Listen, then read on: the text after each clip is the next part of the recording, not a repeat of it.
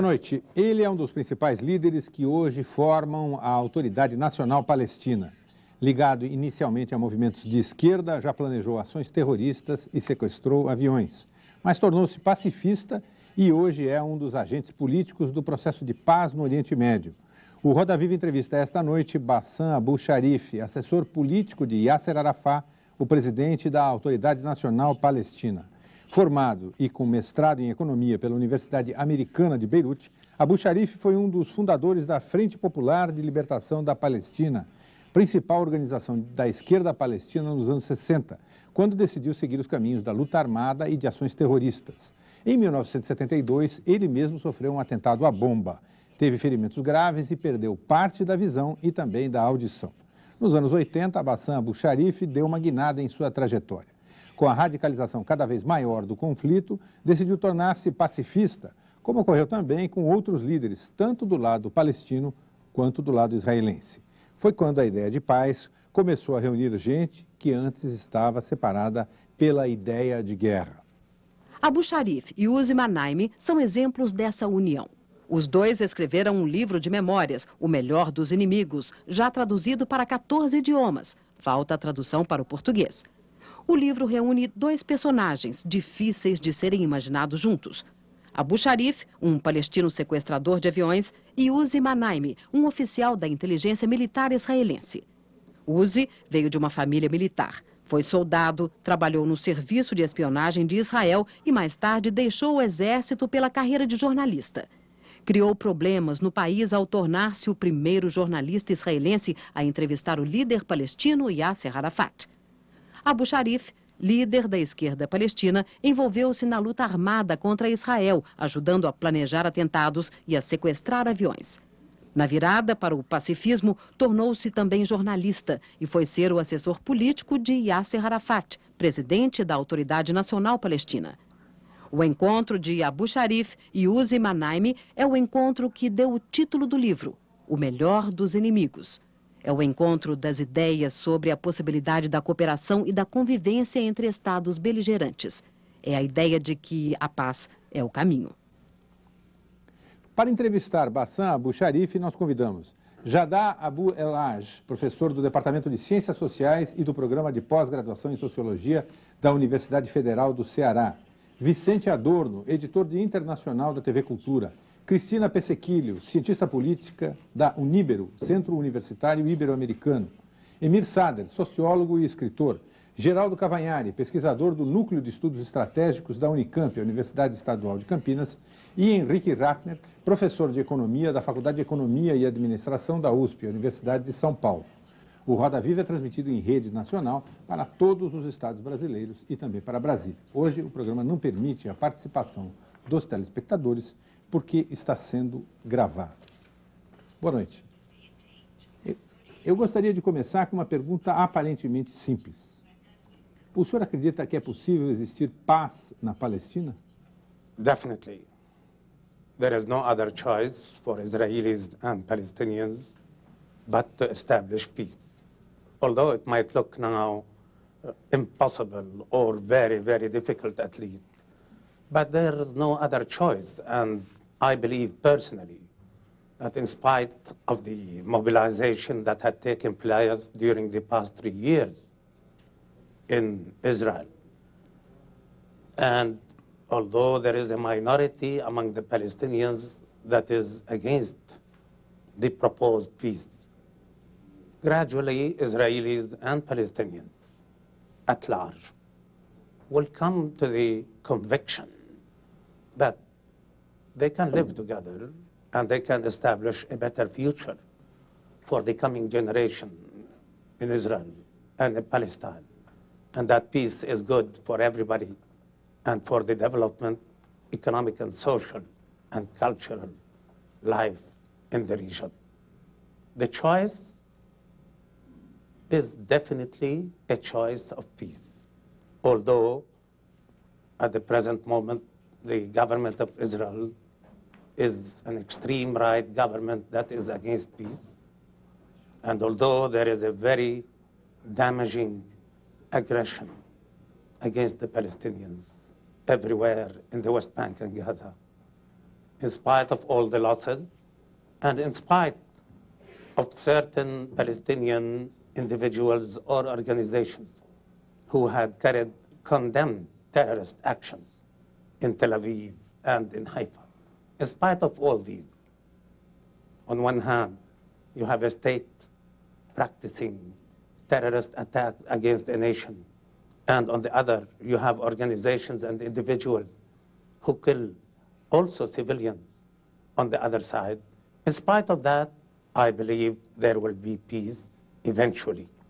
It might take some time, it might take more losses, but eventually it will be established. And that's why we're calling the nations of the world to help both sides to make the breakthrough into peace that will reflect itself not only in Palestine and Israel, in the Middle East as a whole, and probably it will affect stability into a positive side all over the world.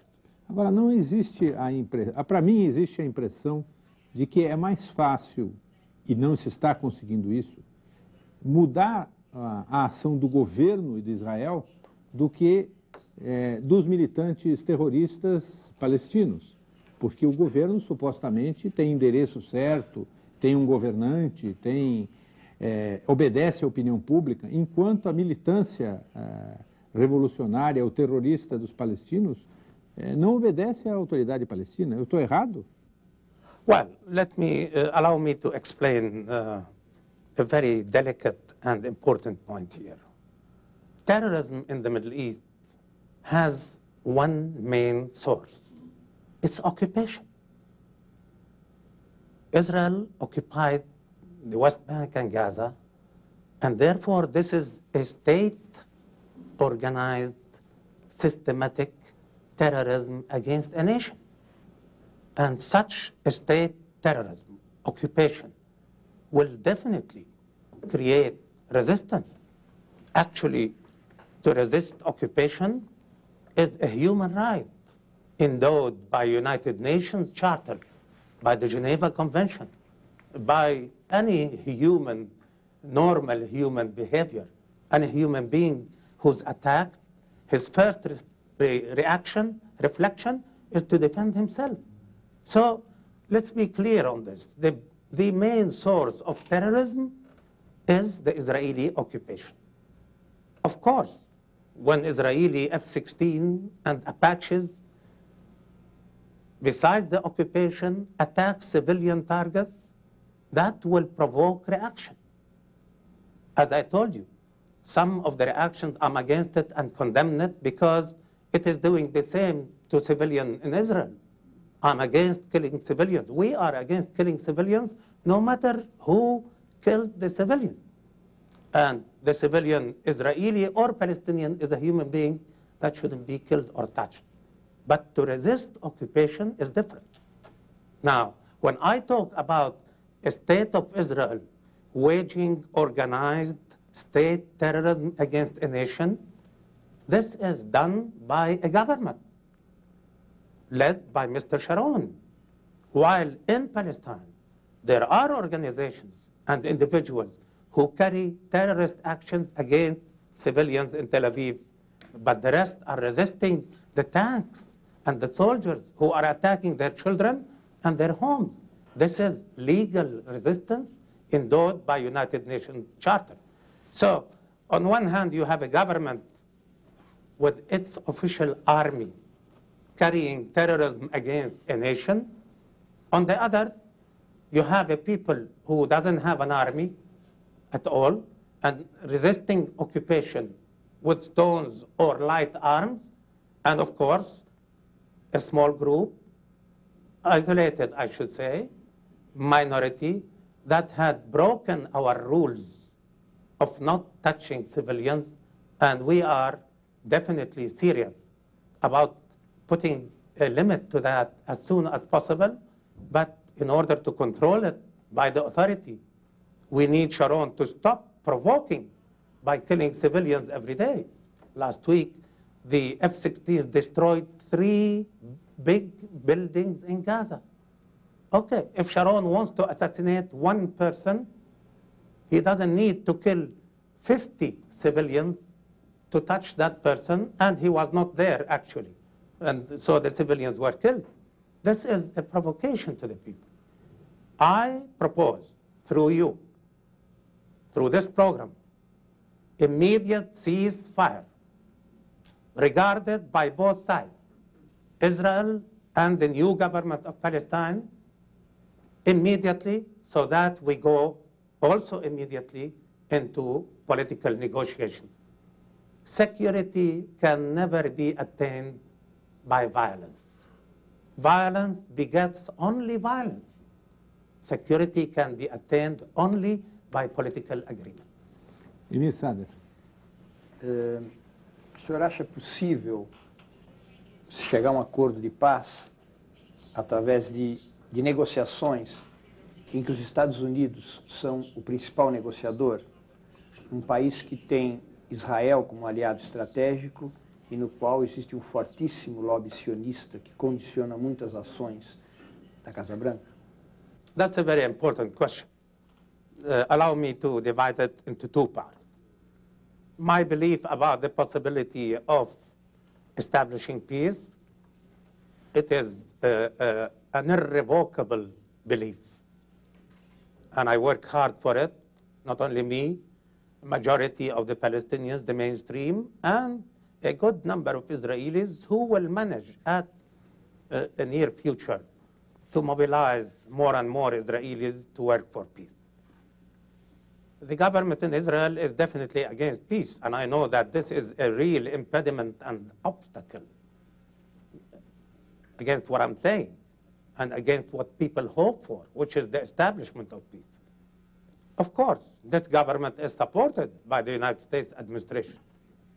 The Bush administration is giving a very, very big green light to the extreme right ruling Israel to do what they want, to the extent that they commit war crimes against civilians without even criticism from the White House.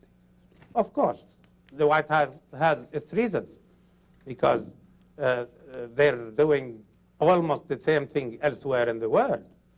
Take Iraq, for example, or Afghanistan, or whatever. I mean, the United States is itself, together with Britain, occupying another nation, Iraqi nation, in spite that the whole world is against it. Nobody joined the United States and Britain in its decision to carry war and occupy Iraq. Nobody. And President Lula had taken a very clear stand on this issue by rejecting the war. And this is expressing the opinion of the great Brazilian nation that had itself fought for independence and paid a high price for it. Now,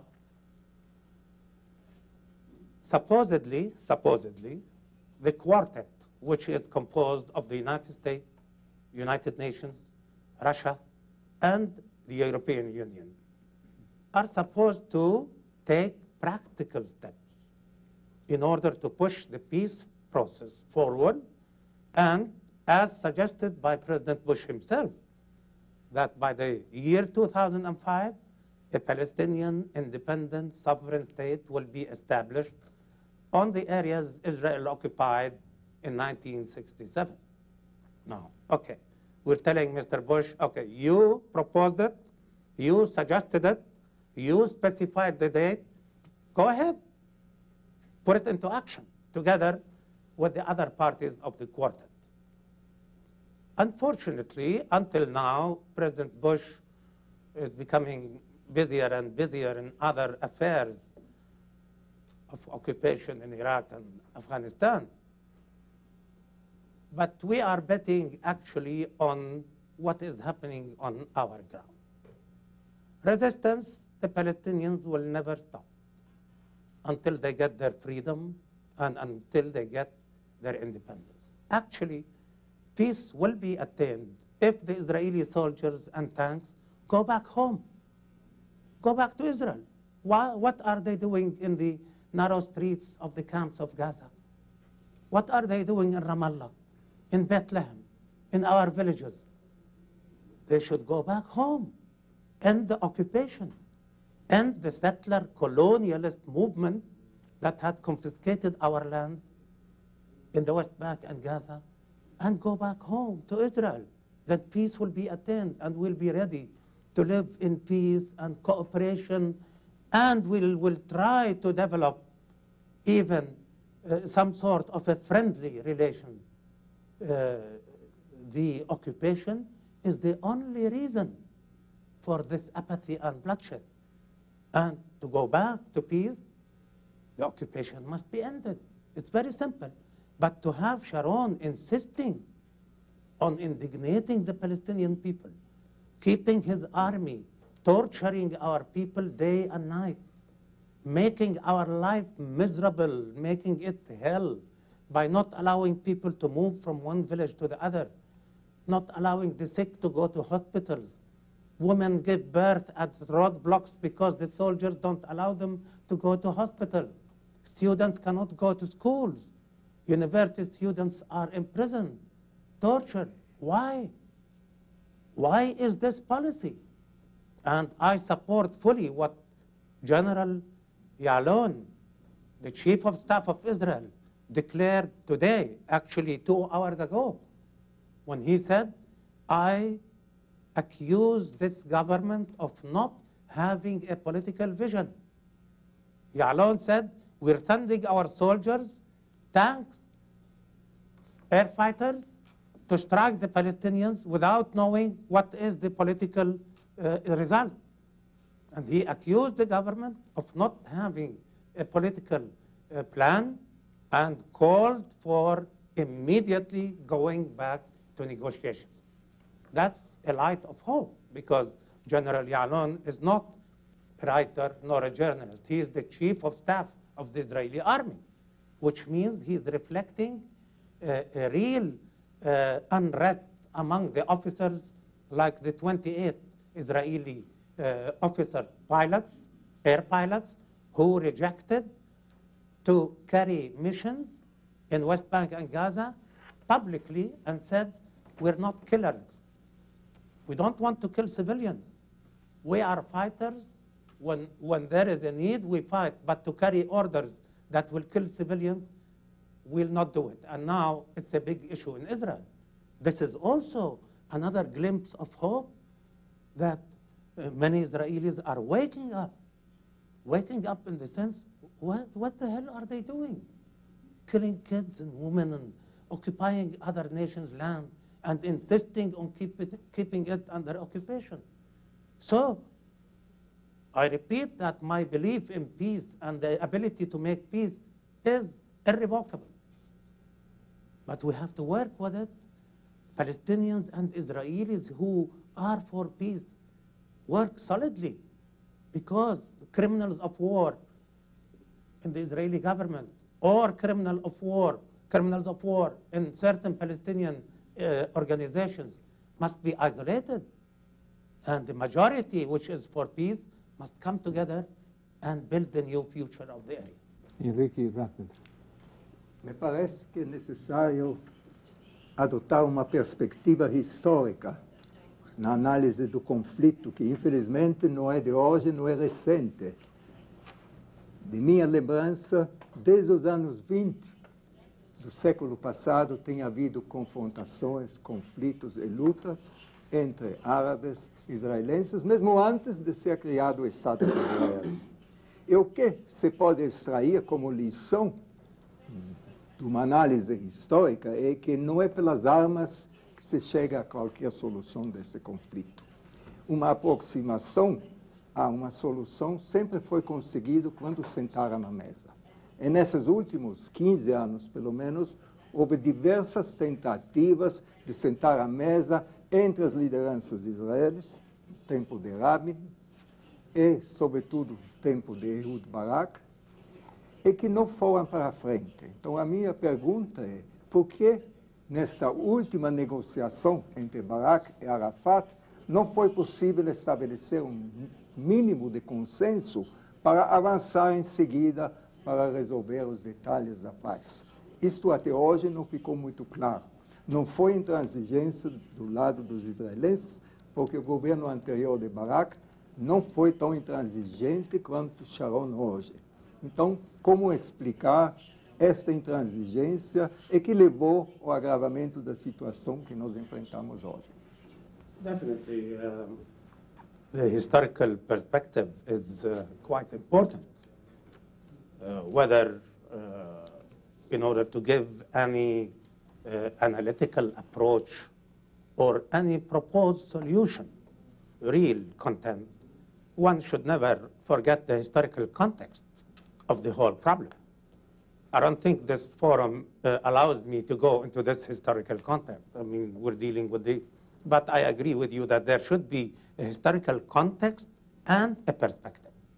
Now, to come to the issue per se, which you have mentioned, about the consecutive prime ministers of Israel who failed to reach to conclusions through negotiations with the Palestinian side, whether it is Arafat or the leadership, Palestinian leadership. Actually, if you allow me to talk here also as an academic and a politician who is interested in historical details and accurate ones, the blame is definitely to be thrown on Israeli governments, consecutive Israeli governments. In 1988, I had the honor to initiate the first call for peace between Israelis and Palestinians. It's now called the Abu-Sharif document. It was published in the United States, and it created an earthquake on both sides, Israeli and Palestinian. Some Palestinians called me a traitor. Mr. Shamir called me a liar. He was prime minister then.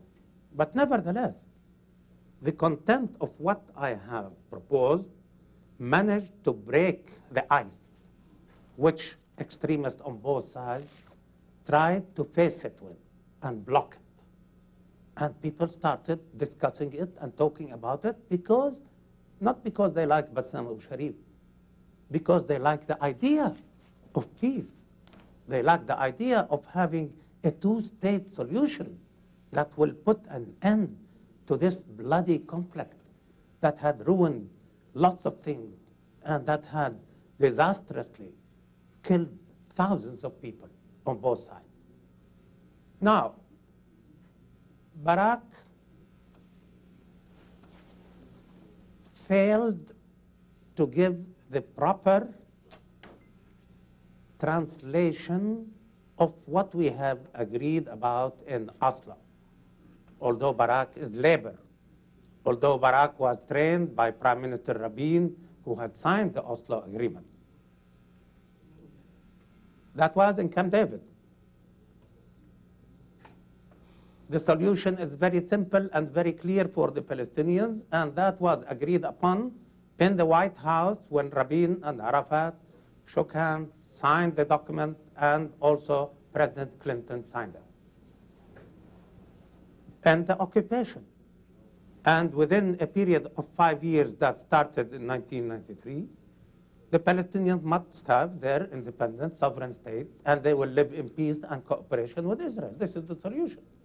And actually, Rabin started by withdrawing from 1/3 of the land, they call it Area A, and he was supposed to withdraw from Area B, and then Area C, that would have completed the withdrawal gradually, and the Palestinians would have established their institutions, and then both would celebrate the establishment of the Palestinian state on that 1967 occupied territory. As I said, Barak in Camp David failed too because he was under pressure from some of his advisors. But that was not the end of it with Barak. Through mediation, Clinton, then Mubarak, and through the wish and will of both sides not to drop the opportunity, there was one of the most important meetings for negotiations in Taba. Taba, which is on the borders between Egypt and Israel. In that meeting, and there were 8 Israeli ministers, and 8 Palestinian ministers, we have reached to a consensus of 99%. It is unfortunate that it is not very well known due to the propaganda that keeps saying Arafat dropped the generous offer, dropped the generous. There was no generous offer. There was a serious offer through negotiations in Taba. It's not a matter of generosity or scarcity. It's a political matter that we deal with it according to United Nations resolutions and according to the human rights and the right of the Palestinians for self-determination, freedom, independence, and establishment of an independent sovereign state. We deal very bluntly, calmly, and pragmatically with the issue. So, in Taba, we have reached to this consensus, not 100%, but that's a good deal, a good quantity of agreement. Now, 2 weeks ago, I don't know whether the colleagues have heard about it or not, there was a big meeting also that resulted with what was defined Geneva Agreement. There were 25 Israeli personalities, some of them members of Knesset, leaders of Labour Party, peace movement leaders, and 25 Palestinians, ministers and members of parliament, who started negotiating on the basis of what had been reached to in Taba. It took only 2 days to reach to the final agreement, because what had been added to the agreed upon things of Taba is what President Bush had proposed in the so-called roadmap, just to bring both ideas together and turn it into one agreement that could be used by both sides to revive hope among Israelis and Palestinians that peace is possible. So, sorry to elongate a little bit, but the pivotal point is not what the White House do. The pivotal point is what Israelis and Palestinians struggle together to achieve in the arena of establishment of peace. Abu-Sharif, volta e meia a mídia aqui no Brasil e no Ocidente menciona o fato de que o líder Yasser Arafat estaria desgastado e que a solução para a paz na Palestina passaria pela substituição de Yasser Arafat. Como é que o senhor encara esta afirmação? Well, actually, Yasser Arafat had been working hard for the achievement of peace. And he had taken very courageous decisions in order to push the peace process forward, although such decisions might have been at that time not very popular. But because of his position as a symbol and a leader and a beloved man, he took these decisions. Arafat is not an obstacle to peace. The obstacle to peace is, in fact, the government of Ariel Sharon. Not only the obstacle, actually they have a line which is against the two-state solution and therefore against the basis for peace and therefore against peace. Now, they say he must be replaced by someone else or must be exiled or killed or whatever. Yasser Arafat is elected democratically as the president of the Palestinians. That's democracy. And the elections were observed by an international big team headed by President Jimmy Carter, the ex-president of the United States. So nobody can tell the Brazilians, replaced Lula by another president. We don't like him. If President Bush would tell the Brazilians, well, I don't like Lula, he's an obstacle to cooperation, replace him with someone else. That's not the business of Bush. That's the choice of the Brazilians. The same thing with the Palestinians. It is their choice. And the fact that Sharon is prevented the Palestinian election, which was due 2 years ago, is because he's worried that the Palestinians would vote even with a bigger majority for Arafat. Arafat is our leader. He's elected. Elections is the way the people can express whether they want Arafat or want someone else. And therefore, this is completely rejected. This is Israeli propaganda. Unfortunately, President Bush and the administration, through certain people in the administration, like Elliot Abrams and Wolfowitz of the Defense Department, worked for this in support of Sharon's opinion. Elections and democracy is the only way. We will not go to coup d'etat. Cavanhari. Senhor Abu-Sharif, para mim existe dado que, de certo modo, impede, dificulta e até mesmo impede que o processo de paz avance para acordo definitivo, que é a questão do retorno dos refugiados. Para os palestinos, assim, de acordo com eu vi numa entrevista dada pelo embaixador da Palestina no Brasil, é direito de Israel, direito concedido pela ONU. Seria o retorno em torno de, os dados são dele, em torno de 4,5 milhões de palestinos. Ele disse que esses palestinos poderão retornar a Israel se quiserem, se não quiserem, serão ressarcidos financeiramente.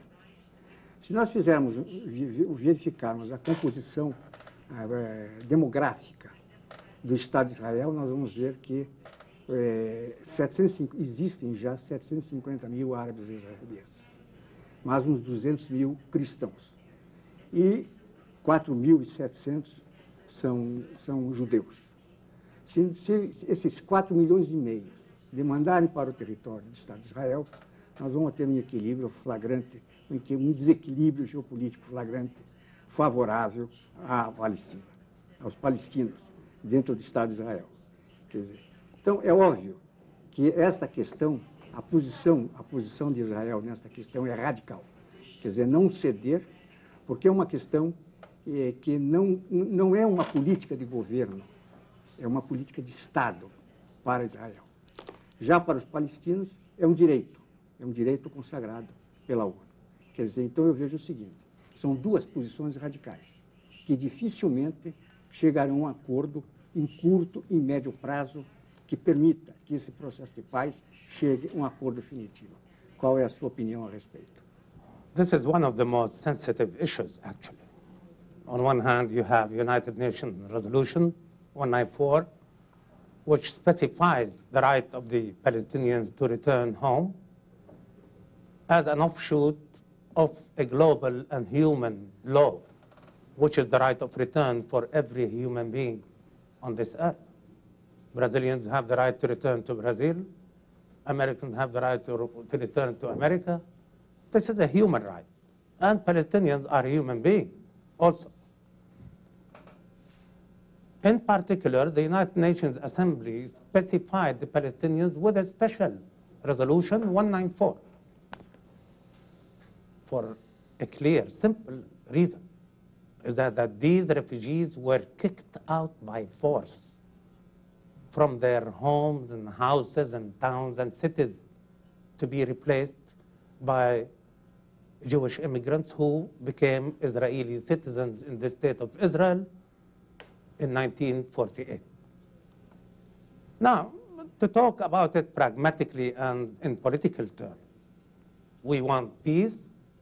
This is one of the obstacles because the Israelis will think that to have 4 or 5 million Palestinians return to Israel would mean making Israel lose its label as state of the Jews, because the balance of population would be almost equal. We have to find a solution. And we are open-minded about this issue. We realize that it will be practically and politically impossible for 5.5 million Palestinians to go back to Israel or to their villages and houses that were taken by force from them. But at the same time, we have to deal with the resolution and with the human law, the rights of these refugees. So we suggested that a special commission, Israeli-Palestinian, with the participation of probably the 5 permanent members of the Security Council, European Union as a whole, and the United Nations, to negotiate this issue on the basis of the general law and the resolution 194. In Taba, actually, we did start negotiating this issue. And there were many proposals. This is one of the issues that we didn't reach to a final conclusion on. But Palestinians, as I said, don't have illusions about the whole bulk of refugees going back. And the Israelis don't have any illusions about the Palestinians forgetting completely about it. There must be a compromise and a solution that will be accepted by both sides. One of the Israeli negotiators suggested 150,000 families to return as a solution, and then to have the rest being compensated. That was a suggestion. There were other suggestions wrong, but it stopped. Taba stopped, as I said, and this must be negotiated another time.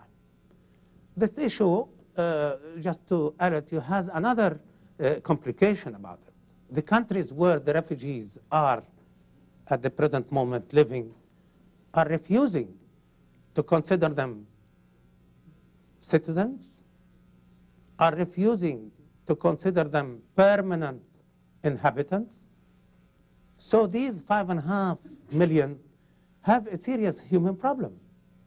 They're not citizens of the countries where they live. They're not citizens of Israel.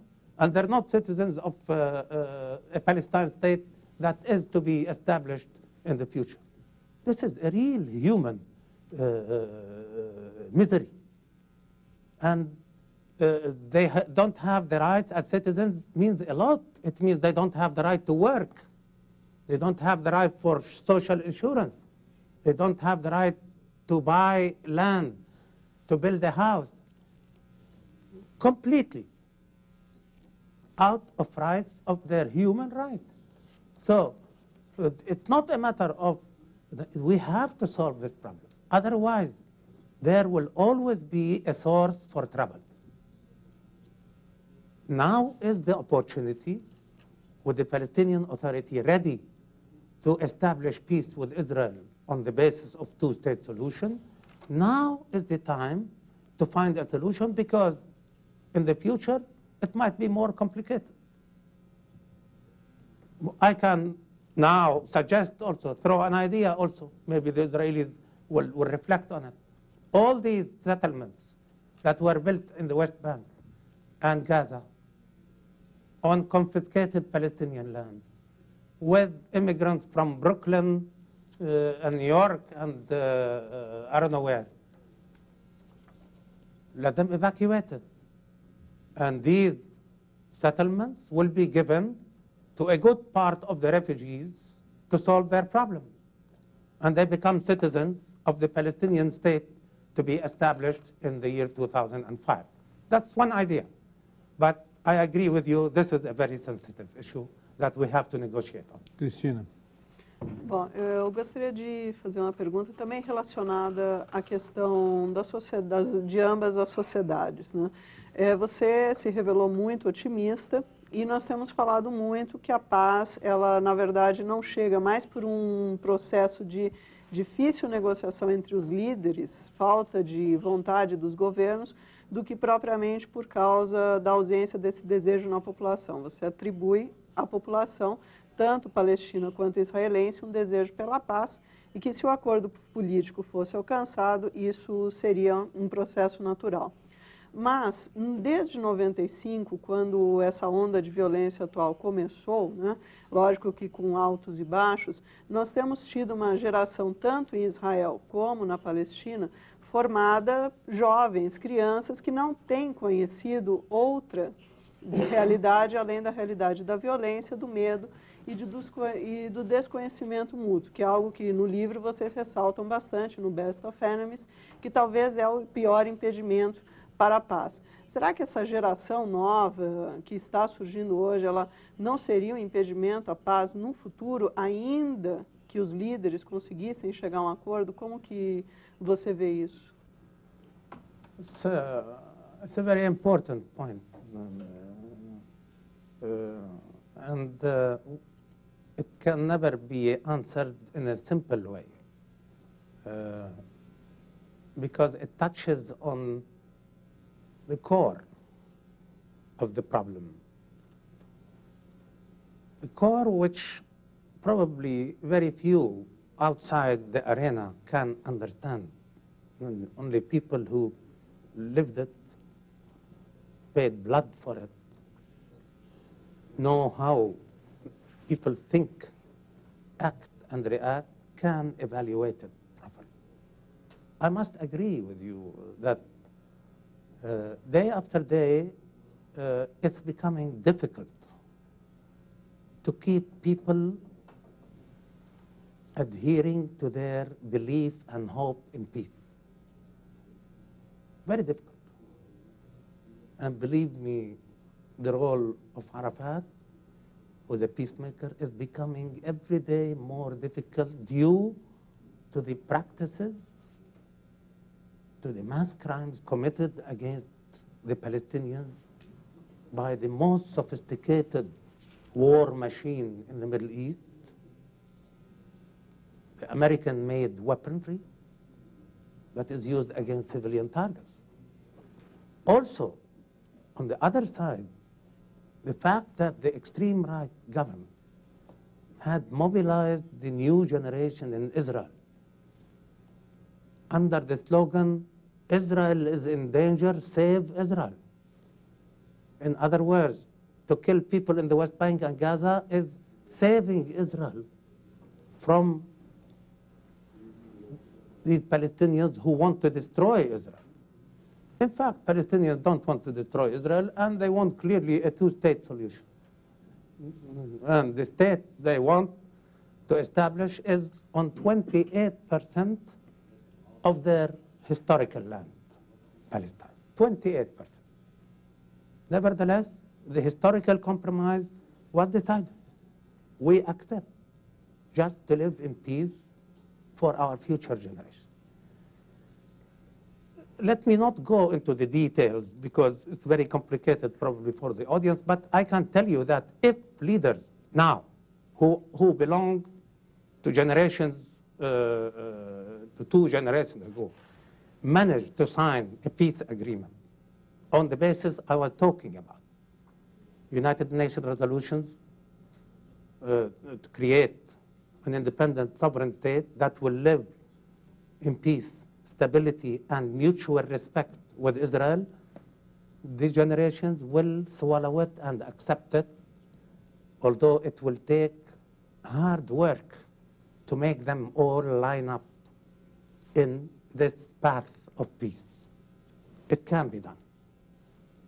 That's why I said a minute ago, the opportunity is now, because if we don't take it, don't grasp it, it might be lost for generations to come. And that's why we're calling upon all nations, and in particular, my visit to Brazil is also to call upon the nation of Brazil, the president of Brazil, that Brazil must throw its heavy weight, Brazil has a heavy weight, into this international complications of the crisis in the Middle East, because no one will remain aloof from what's happening in the Middle East. The whole world will be affected, taking into consideration not only Palestine, what's happening in Iraq, and what might happen against Syria, and what might happen in Iran. The whole world will be shaken. So nations must unite quickly to put effort to push the peace process forward, put an end to occupation, and the generations will swallow it gradually. O senhor ainda acredita que a solução clássica de dois Estados nacionais ainda é viável, considerando o grau da propagação de colônias israelenses na Cisjordânia e Gaza, e também uma crescente opinião até entre políticos israelenses, um artigo muito polêmico do Avraham Burg, que foi presidente do Knesset, questionando essa solução e recolocando uma proposta que na década de 70 era uma proposta até palestina. E, surpreendentemente, você tem políticos israelenses de peso, como Avraham Burg, que vem de uma família muito importante na história de Israel, sugerindo um Estado binacional, pelo fato que fisicamente é quase impossível estabelecer uma soberania de um Estado sobre o território. De um lado, tem 1 milhão de palestinos vivendo em Israel, com uma crescente identidade palestina. E, por outro lado, você tem quase 1.700.000 israelenses vivendo na região palestina. Então, o que você acredita, de fato, é possível ter essa solução de dois Estados nacionais? Isso não talvez levaria no futuro a outros conflitos? Ou talvez poderia procurar outra visão, outra solução, talvez diferente para esse tipo de conflito? Well, this is very interesting too. Professor, let me tell you quickly that our first proposal, and that was in 1964, was to have one democratic state on the historical land of Palestine, where Jews, Palestinians, Jews, Muslims, and Christians would live in one democratic state, not only by national, one democratic state, because we consider Judaism a religion, not a nationality. And the fact that Israelis, some of them are from Ethiopia, some of them are from Brooklyn, some of them are from Germany, some of them are from Yemen, Morocco, Iraq. For us, these are of the Jewish faith.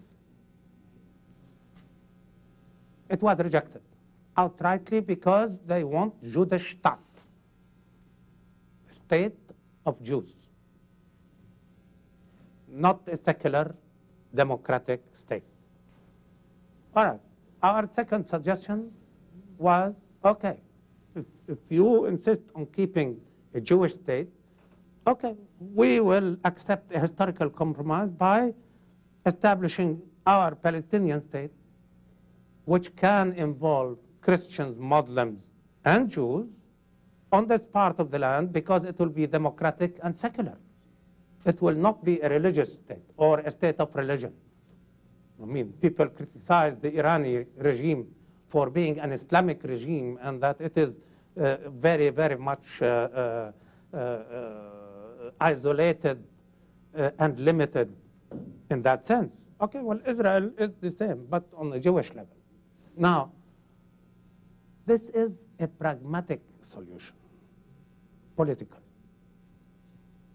On academic level, I've had myself a lot of discussions and very interesting ideas, like the binational, like the group of New York, of the Foreign Council of Relations, which has several ministers of foreign affairs, ex-ministers of foreign affairs, and probably 60 professors of the United States universities, suggested a very sophisticated academic thing, that we should differentiate between the terms citizen and national. So we can turn everybody into citizen, but national, it will be limited and defined according to the composition of the community. This is very academic. In life, on the field itself, you can't go into political solutions that deal in a sophisticated academic way with these ideas. Maybe later, with the development, the idea of federation could be discussed, or confederation, together with Jordan, when things develop. But at the present moment, there is the national aim for each. Settlements, I agree with you. They're a problem, but they don't form part of the population of Palestine. These are aggressive, illegal settlers who had confiscated Palestinian land, built on it, lived on it, used the land, indignated the farmers, and they are armed. And now every settlement is in fact a military camp. Tanks, helicopters, guns. So that's not part of the population. The 1 million Arab in Israel, part of the population, is their land, their villages. We are actually resenting and criticizing and the fact that the rest were kicked out by force. Well, these people who remain are now citizens of Israel, and they have 14 members in the parliament. The idea to kick out the rest was to keep the majority of purity of a Jewish state. So we are ready, if they accept a democratic society that is secular, that doesn't segregate racially or religiously or color, we will go immediately into it. That would be the best solution. Vicente Adorno. Professor, uma questão delicada exatamente com relação ao que o senhor falou. O senhor disse que os judeus se recusariam a fazer um Estado que não implicasse uma certa presença da religião. Mas me parece que é também muito complicado um Estado árabe se constituir sem a presença muito forte da religião. Não seria o caso de se, como até um palestino já me colocou essa questão, o Estado palestino seria necessariamente leigo, como o senhor está propondo, e eu concordo com isso. Mas os outros países árabes em torno aceitariam isso? Eles aceitariam um Estado leigo, mais tolerante e muito menos ligado à religião? Arab states have different systems. Some are democratic, like Lebanon, and it is secular. Egypt has a democratic system, and it is secular. It's not an Islamic regime. It is secular by constitution. Jordan is democratic, it has elections, and it is secular, and it's not an Islamic regime. Now, Saudi Arabia is different, and there will be change. There is, even in Morocco, now there is democracy, elections, and lately the opposition, which is left, is forming the government. Of course, that doesn't mean that the Arab world enjoy a very rich democratic life. No. We need a lot of changes in order to deepen the democratic experience of the Arab masses. But in Palestine, it's, I believe, the best democracy in the Middle East, including Israel. Israel is not a democracy as claimed. And I'm not speaking because I want to criticize Israel. I'm speaking because this is the truth. In Israel, there is segregation between Arabs and Jews, between Eastern Jews and Western Jews, and this is a police state. In Palestine, there is no censorship on newspapers, radio, television. It's free. In Israel, there is censorship on newspapers, radio, and television. But the basic point is not whether Arab states accept or not. The basic point is that we are practicing it, and we will turn it, when we establish our state, into our system. This is documented by our constitution that was adopted by the parliament even before the occupation is ended and our state is established. No livro Best of Enemies, o senhor tem um relato muito rico, muito pessoal da sua vivência, que começa com a militância na extrema esquerda e, ao longo do tempo, evolui para uma proposta pacifista. O que eu fico pensando é se o senhor realmente acredita que um jovem palestino vivendo hoje num território frequentemente bombardeado por Israel e, ao mesmo tempo, assistindo a maneira como são transformados em heróis aqueles que se dispõem a botar uma bomba no corpo e fazer um atentado, se esse jovem tem alguma condição de assimilar essa trajetória que o senhor fez e o discurso pela paz, ou se para ele é muito mais fácil tornar-se mais um mártir e continuar essa luta? Thank you. That's a very interesting question. Actually, I have the habit of meeting often with young people in Palestine. My office is often visited by groups of students, whether secondary school or university, and I go and visit the camps regularly to meet with the young, so that there will be no gap between the way I think and decide and the way they think and decide. Just to mention one case of the sort, I have mobilized the youth to resist the occupation by mass work and mass movement, demonstrating every day, strikes, using drums, using music, barricades. But I urge them not to militarize this mass movement, because I know what kind of enemy we have, because I know who's Sharon. I know what the Israeli soldiers are doing every day. Now, the Israeli army is Goliath, and the Palestinians are David. They have a stone. And many of them responded positively. Those who decide to blow themselves up,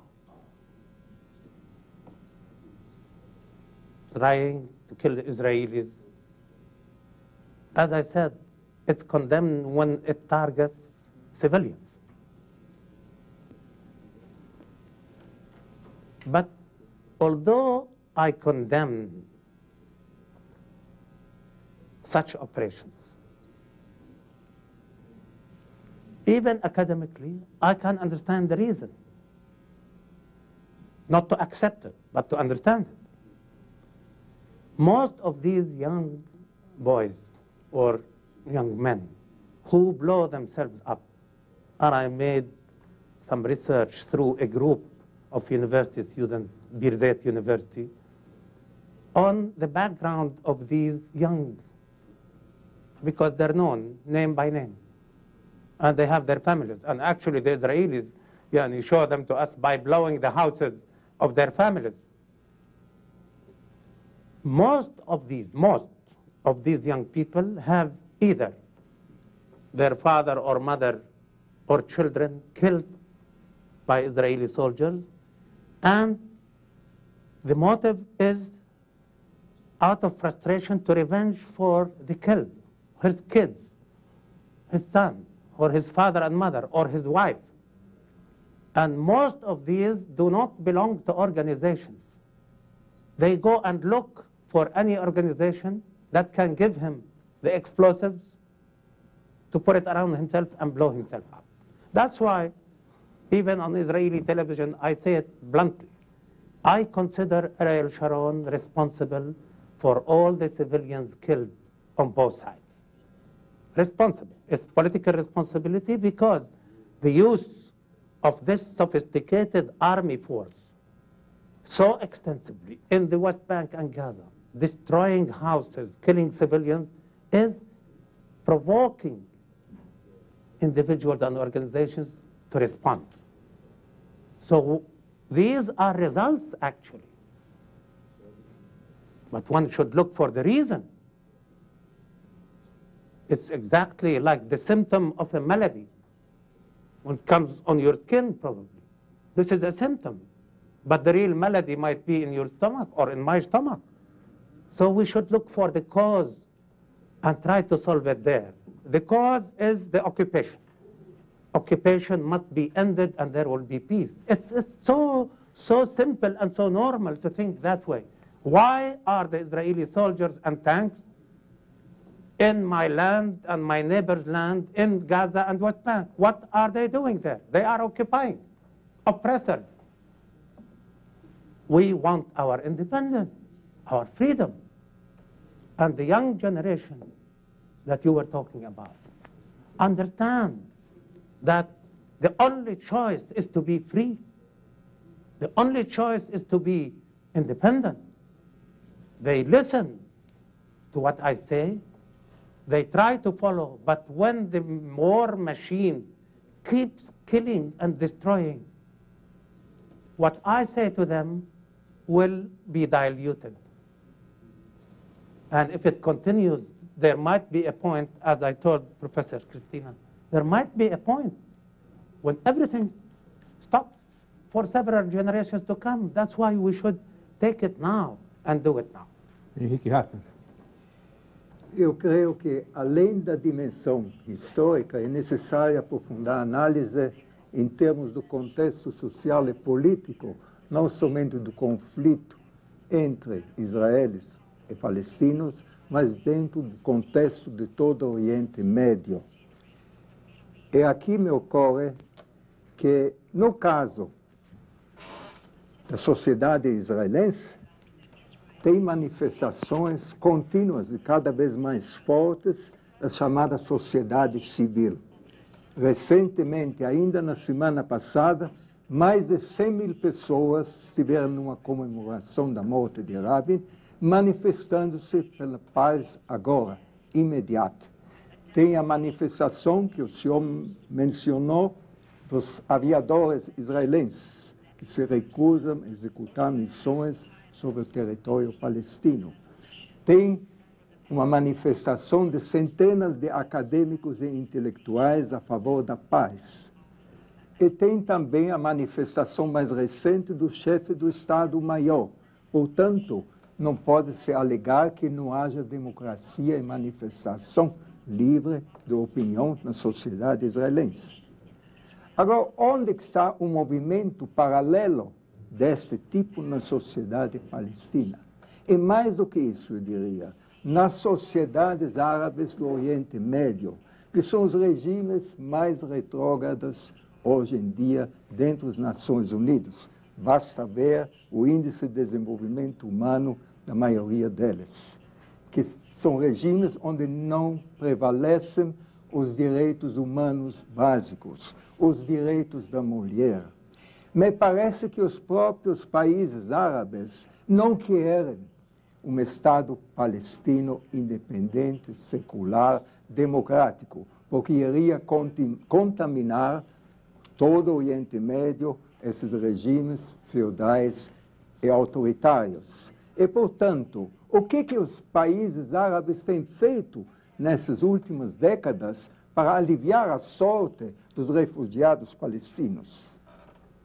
No caso de Israel, Israel absorveu, depois de 1948, quase 1 milhão de refugiados judeus dos países árabes.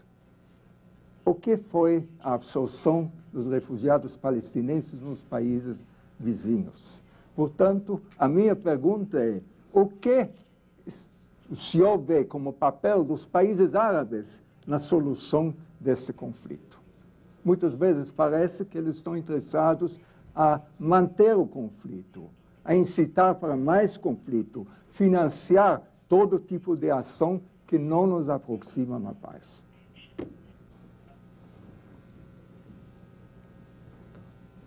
Very interesting in the sense I would like to comment on the points one by one. First of all, Israel did not receive refugees from the Arab world. Israel pushed Arab Jews to immigrate to Israel the same way she's trying to do now in Latin America, Argentina in particular, as Sharon, quoting Sharon, it's not me, Sharon, said in a conference 3 weeks ago in Jerusalem to representatives of Jewish communities from Latin America that his plan is targeting 1 million immigrants from Argentina and other countries to live in settlements in the West Bank. These are definitely, by any definition that is scientific, not refugees. These are immigrants who are pushed to come to Israel to live on the confiscated land of the Palestinian people. These are colonialists. Second, the Arab League had taken a decision allowing all Arab Jews who immigrated from the countries where they lived and their fathers and grandfathers lived to go back, because their properties are still there and they can go back and live equally as they used to with any other citizen in that society.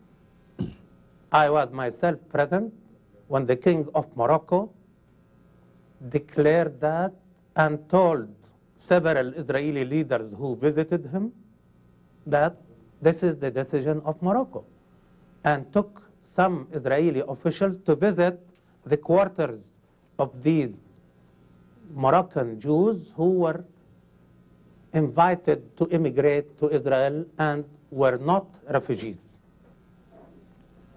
So it's very important to define here, otherwise people will be mistaken.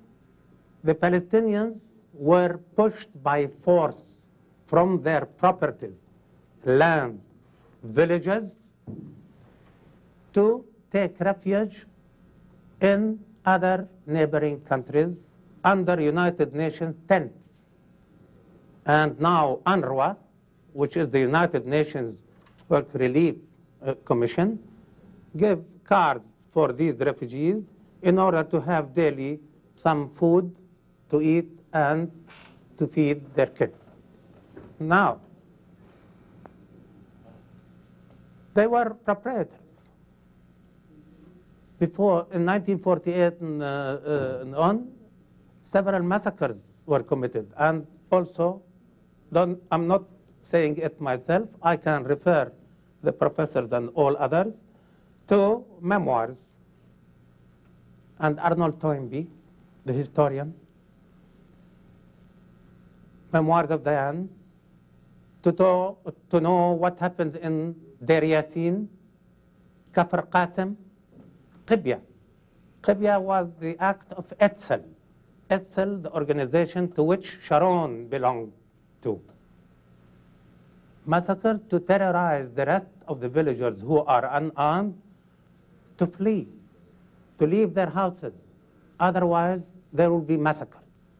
So, turning a human being who lives in his house and land into a refugee by force makes him a refugee, while asking people to immigrate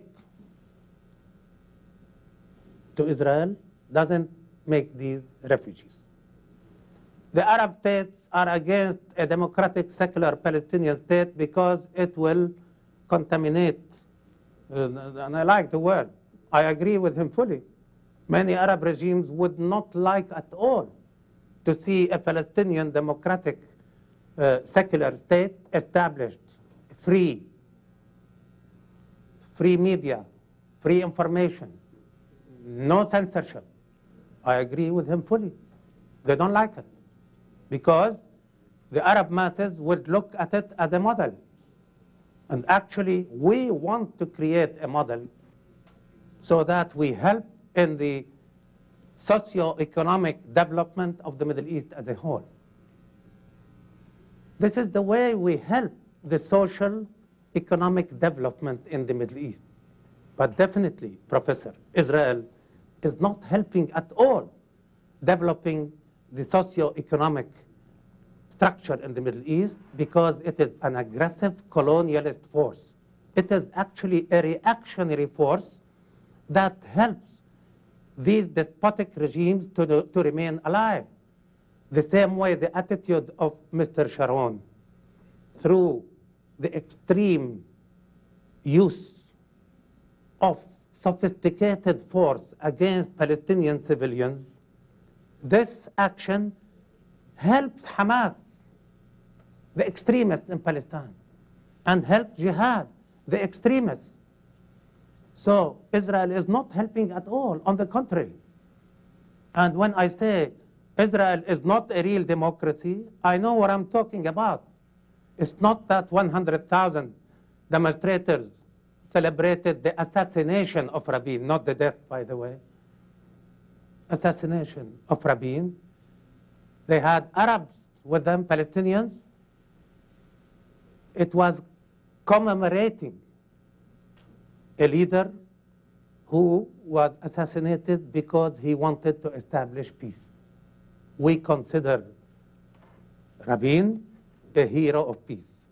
I had the honor of being the first Palestinian to talk to Itzhak Rabin when he was Minister of Defense under Mr. Shamir, the Likud.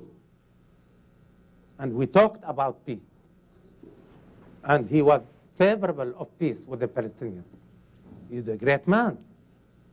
But when we talk about the absence of real democracy, I'm talking about segregation, socially, economically, and educationally in Israel. And I have all the statistics, this is not the forum, about the percentage of Arab students who are accepted in secondary schools and the percentage of Arab students who are accepted in universities by law, by decision, not by the average they get at the high school diploma. The same for those who have Oriental origin, Jews or of Oriental origin. What is the percentage? The Ashkenaz, what is the percentage? There is a clear segregation against the Oriental Jews and against the Arabs on all levels, all levels. This is what I mean, not democratic, because there is no equality between the citizens of that society.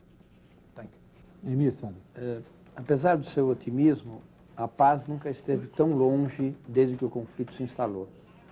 Quais seriam as condições políticas gerais para uma paz justa e duradoura?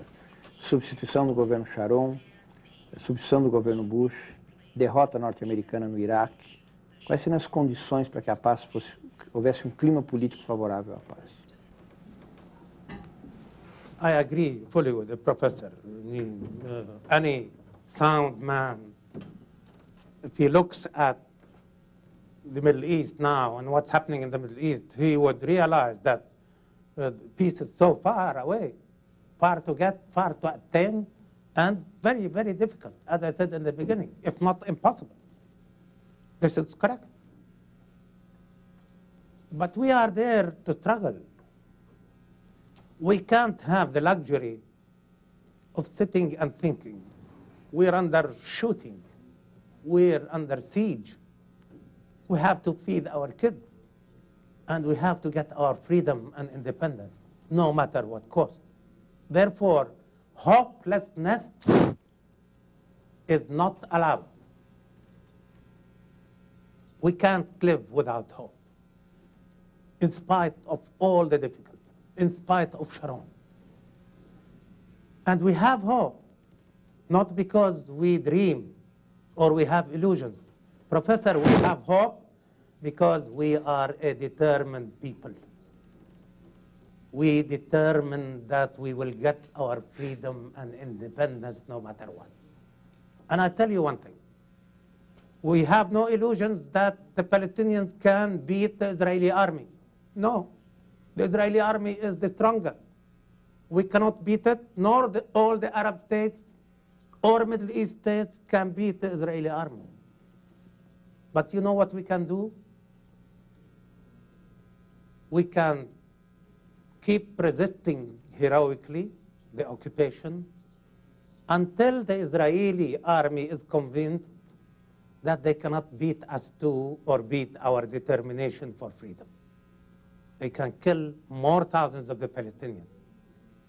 They can injure tens of thousands, destroy thousands of houses, uproot our trees, but never uproot our determination for freedom. O senhor estabeleceu em resposta à pergunta feita pelo professor Jadá, um paralelo entre o Estado de Israel e o Irã. Paralelo entre Israel e o Irã. Não há dúvida que vejo que os dois estados são estados excludentes. Agora, creio que há uma diferença significativa entre os dois. E gostaria de ver sua opinião a respeito da minha posição. Primeiro, que Israel é um estado secular, democrático. É um estado em que, embora a lei mosaica tenha presença no estado e influência, não é um estado submetido à lei mosaica. Já o Irã é um estado confessional, é um estado autoritário e submetido à Sharia.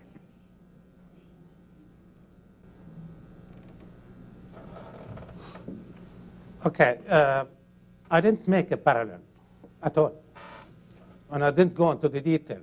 I said in Iran there is an Islamic regime, and Israel is a Jewish state. Of course, Israel doesn't have a constitution until now. And we have to be very accurate when it comes, especially for academics. Israel doesn't have a constitution, and it is the only state in the Middle East that doesn't have defined borders, Professor. And this must be very clear. And what I'm talking about, I can definitely supply you with all the information that will negate what you said about Israel, a secular democratic state. I supply, it's not the time, but I mentioned, I have the statistics that are published by Israelis, not by me. I have the statistics that were said in the Knesset, the Israeli parliament, by the Arab representative about the discrimination the Israeli Arab citizens are undergoing under this system. So when I talk about a society that segregates, that wants that state to be a state for the Jews or Jewish state, that regulations are geared accordingly, for me, that negates a good part of democracy and definitely negates completely secularism. Democracy in Israel, I know there is the right to demonstrate, there is the right. In spite of that, during the past 3 years, Israelis, Jewish Israelis, who support the Palestinian struggle under several movements, Peace Now, Gosh Shalom, etc., were beaten by Israeli soldiers, prevented from crossing to the West Bank, prevented from crossing to Gaza. This is not democracy. They were beaten because they were supporting the just right of the Palestinian people to live. Now, with building this wall of annexation, the Sharon is building a wall inside the Palestinian land and annexing hundreds of thousands of acres or dunums under the pretext security. I declare that we are not against Israel building a very thick wall. Israel has the right to build a wall if they think this will give them security, but not on other people's land. They can build a wall on their land at the borders of 1967, not on my grandfather's land, to annex it. The most fertile in North Palestine, in Jerusalem, and elsewhere is annexed by this wall. So now with this wall, Israeli peace activists are coming, in spite of the Israeli soldiers, joining the Palestinians, the villagers who are protesting, having their land annexed, leaving only the houses for the villagers, and then they know very well that the land is their only source of food to feed their children. They have deprived them from this source of daily food, the same way they're depriving school children from their schools, university students from their universities.